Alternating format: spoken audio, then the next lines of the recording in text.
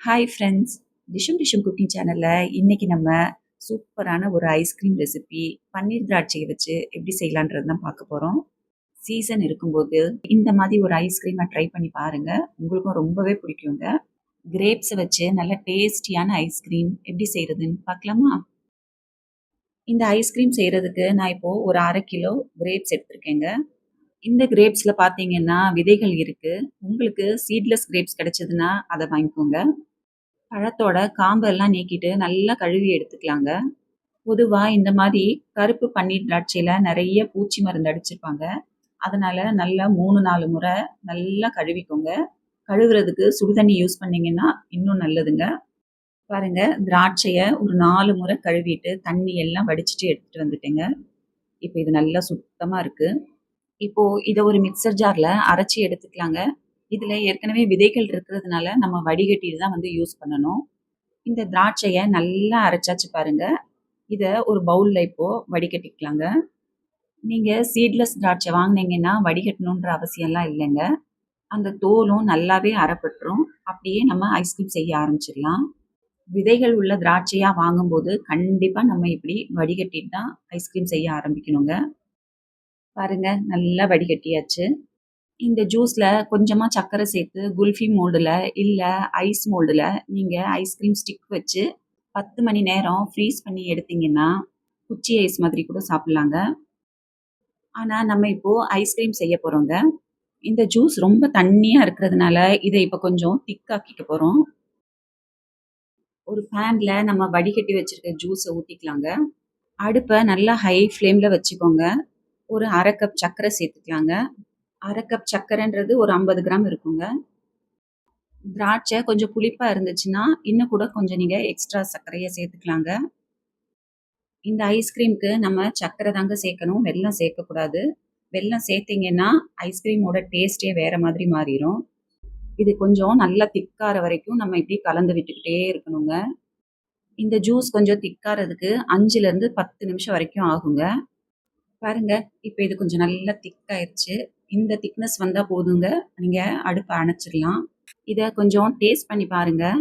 இந்த ஜூஸ்ல இருக்க தண்ணி எல்லாம் வத்தி போயி, கிரேப்ஸோட டேஸ்ட்டு சூப்பரா இருக்குங்க. ரொம்ப திக்கா காய்ச்சிட்டீங்கன்னா, கிரேப்ஸோட டேஸ்ட் போயி கேரமல் டேஸ்ட் வந்துருங்க. அதனால இந்த பக்குவத்துல அடுப்ப ஆஃப் பண்ணிருங்க. இப்ப இது கொஞ்ச நேரம் ஆறட்டும். அடுத்ததா ஒரு பவுல்ல 3 டேபிள் ஸ்பூன் பால் பவுடர் எடுத்துக்கோங்க.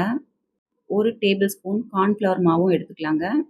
இது கூட காய்ச்சி ஆற வச்ச பால் கொஞ்சமா சேர்த்து, கட்டி இல்லாம கரைச்சு வச்சுக்கலாங்க. கார்ன்ஃப்ளவர் மாவு கொஞ்சமா தாங்க சேர்க்கணும். அதிகமா சேர்க்கக்கூடாது. பாருங்க, இந்த மாரி கட்டி இல்லாம இருக்கணுங்க.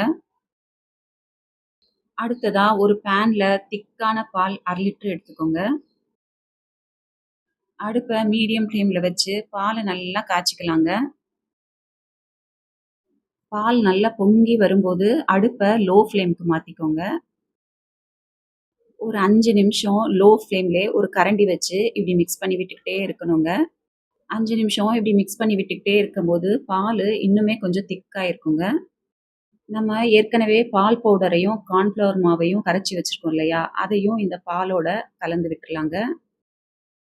அடுப்ப மீடியம் ஃப்ளேம்ல வச்சுக்கோங்க. ஒரு கரண்டி வச்சு இந்த மாரி நல்லா கைவிடாம கலந்து விட்டுக்கிட்டே இருக்கணுங்க.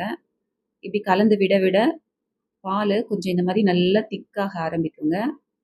இப்போ இது கூட 2 டேபிள் ஸ்பூன் சர்க்கரைய சேர்த்துக்கலாங்க. நம்ம ஏற்கனவே அந்த கிரேப்ஸ் ஜூஸ்ல கொஞ்சமா சர்க்கரை சேர்த்துருக்கோம். அதனால சர்க்கரைய கொஞ்சமா சேர்த்தா போதுங்க. உங்ககிட்ட ஃப்ரெஷ்ஷான கிரீம் இருந்துச்சுன்னா, கார்ன்ஃப்ளவர் மாவுக்கு பதிலா 100 கிராம் கிரீம் சேர்த்துக்கலாங்க. கிரீமும், பால் பவுடரும் சேர்த்து நீங்க ஐஸ்கிரீம் செஞ்சீங்கன்னா, ஐஸ்கிரீம் இன்னுமே நல்ல கிரீமியா கிடைக்குங்க.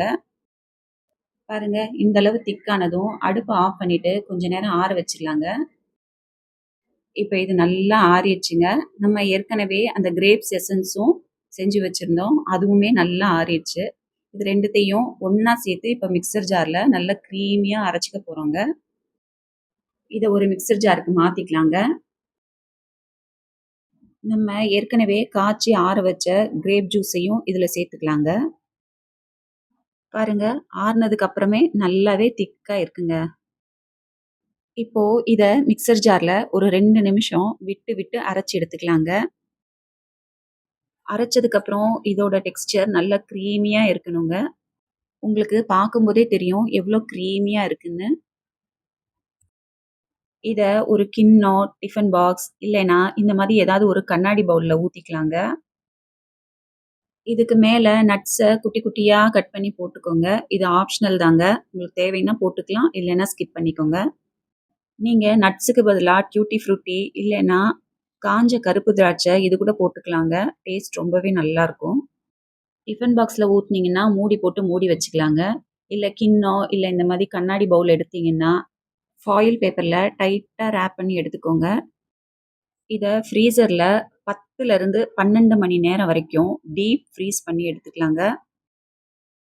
மிச்சம் இருக்க கிரீமையும் வேற ஏதாவது ஒரு பாத்திரத்துல மாத்திட்டு, அதையும் ஒரு 10லருந்து 12 மணி நேரம் வரைக்கும் ஃப்ரீஸ் பண்ணி எடுத்துக்கலாங்க. இதுக்கு மேல நட்ஸ குட்டி குட்டியா கட் பண்ணி போட்டுக்கோங்க. இத நம்ம ஃப்ரீசர்ல வச்சு ஒரு 12 மணி நேரம் ஆயிருச்சுங்க. இப்ப இதை பிரிச்சு பாத்துடலாம். உங்களுக்கு பார்த்தாலே தெரியும். நல்லா செட் ஆயிடுச்சு பாருங்க. நீங்க தொட்டு பார்த்தீங்கன்னாலே தெரியும். நல்லா கட்டியா இருக்கு பாருங்க. அவ்வளதாங்க. வெயிலுக்கு நல்லா குளு குளுன்னு கிரேப்ஸ் ஐஸ்கிரீம் ஜம்முன்னு ரெடி ஆயிடுச்சு பாருங்க. இப்போ ஃபாயில் பேப்பர் போடாம மூடி போட்டு வச்சிருந்த அந்த கிண்ணத்தையும் எடுத்து பார்த்துடலாங்க. நீங்க தொட்டு பார்த்தீங்கன்னாலே தெரியும். நல்லா கட்டியா இருக்கு பாருங்க. அவ்வளதாங்க. நீங்களும் வீட்ல ட்ரை பண்ணி பாருங்க. எப்படி இருந்துச்சுன்னு கமெண்ட் பண்ணுங்க. உங்களுக்கு இந்த ரெசிபி புடிச்சிருந்துச்சுன்னா, வீடியோக்கு ஒரு லைக் போட்டு உங்க ஃப்ரெண்ட்ஸுக்கும் ஷேர் பண்ணுங்க. மறக்காம டிஷும் டிஷும் குக்கிங் சேனலுக்கு சப்ஸ்கிரைப் பண்ணுங்க. Thank you.